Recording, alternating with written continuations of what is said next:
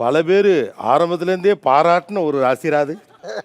கன்னி ராசிக்கு எப்படி இருக்கும் 2024? கன்னி வந்துங்க சார், ஹெல்த் ரீதியாக கொஞ்சம் பார்த்துக்கணும் உடல் நலங்களை. சார் உயில் சொத்துக்கள்லாம் கிடைக்கும் சார். என்னோட பரம்பரை சொத்து வருமா, அது கோர்ட் கேஸில் இருக்குது, அது சாதகமாக முடியுமானா இந்த வருஷம் முடியும் சார். ராசிக்கு கேது வரதுனால மனநோய் மன இறுக்கம் அதிகமாக வரும் சார். இது மன அழுத்தம் அதிகமாக வருமா? அதிகமாக இருக்கும்.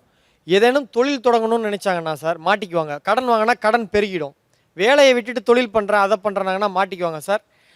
குடும்பத்தில் குழப்பத்தை ப்ராப்ளத்தை பெருசு பேசிட்டே இருந்தாங்கன்னா பிரியிற அளவுக்கு போயிடும் சார். புதுமான தம்பதிகள் பழைய சீக்கிரட்டை பற்றி பேசுறது, எக்ஸை பற்றி பேசினாங்கன்னா டிவோர்ஸ் வரைக்கும் போகிறதுக்கு வாய்ப்பு இருக்குது சார்.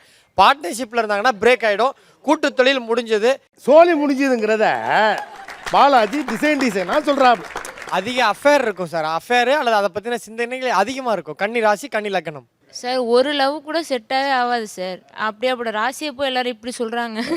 அது இல்லாம எல்லாம் முடிச்சு விடுற மாதிரி பேசிட்டு இருக்காங்க. பயமா நடுக்குது அப்படியே எனக்கு. ஆக்சுவலாக கன்னிக்கு நிறைய மாலை வர வேண்டியது. ஏன் இப்படி பயமுறுத்துனாங்கன்னு எனக்கு தெரியாது.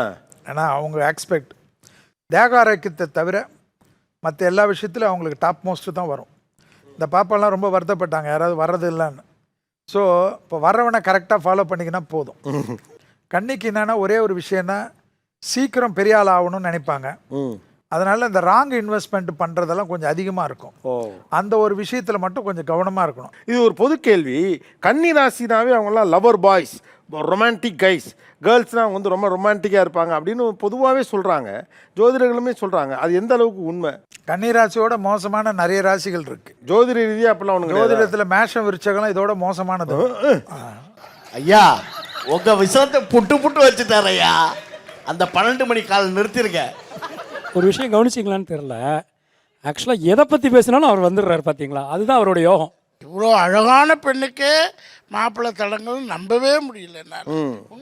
சார் தடங்கள்லாம் இல்லை சார். எனக்கு வந்து அந்த ஒரு லவ் மேரேஜ் பண்ணணும் அப்படின்னு ஒன்று இருக்குது. வீட்லேயும் அலோவ் பண்ணுறாங்க. ஆனால் அதுக்கான ஒரு விஷயம் நடக்க மாட்டேங்குதே அப்படின்ற ஒரு வருத்தமாக இருக்குது. ஆக்சுவலாக பொது கட்டம்னு ஒன்று இருக்குது. அது என்னன்னு கேட்டால், இந்த வீட்டில் அலோவ் பண்ணலை, வீட்டில் ஸ்ட்ரிக்டாக இருப்பாங்க இல்லை, அவங்களுக்கு தான் லவ் அமையும். அரேஞ்ச் மேரேஜ் இருந்தாலும் எனக்கு ஓகே தான். இன்கேஸ் எனக்கு பிடிச்சிருக்குன்னு யாராவது வீட்டில் வந்து பேசி ப்ரப்போஸ் பண்ணி அதை மேரேஜ் பண்ணுறாலும் ஓகே. அந்த மாதிரி நெக்ஸ்ட் இயரில் எடுக்கலாமா? இந்த சாதி மறுப்பு திருமணம், மதம் மறுப்பு திருமணம் சித்திரை மாதத்துக்கு அப்புறம், அதாவது மே 1ஆம் தேதிக்கு பிறகு டெஃபினட்டாக மேரேஜ் கண்டிப்பாக உண்டு. Marriage confirm. இது வரைக்கும் நடிகராக இருந்துட்டு இருக்கோம். ஒரு ஸ்டார் ஆகிற அந்தஸ்து இனிமேல் கிடைக்குமா? அது எப்படின்னா தேவையில்லாமல் டைவெர்ட் பண்ணும். அந்த டைவெர்ட் பண்ணாமல் ப்ரொஃபஷனில் கரெக்டாக கான்சன்ட்ரேட் பண்ணால் நல்லாயிருக்கும்.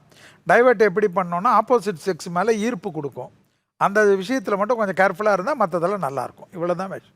எஸ் தம்பி, ஜிகர்தண்டா மாடர்ன் லவ் ஒன்றும் கொஸ்டின்ஸ்லாம் இல்லை, இதுவே போதுமானது. Okay good. ஓகே, அடுத்த ராசிக்கு போகலாமா?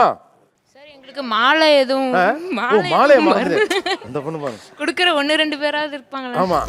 என்னது ஒரு மாலை தானா?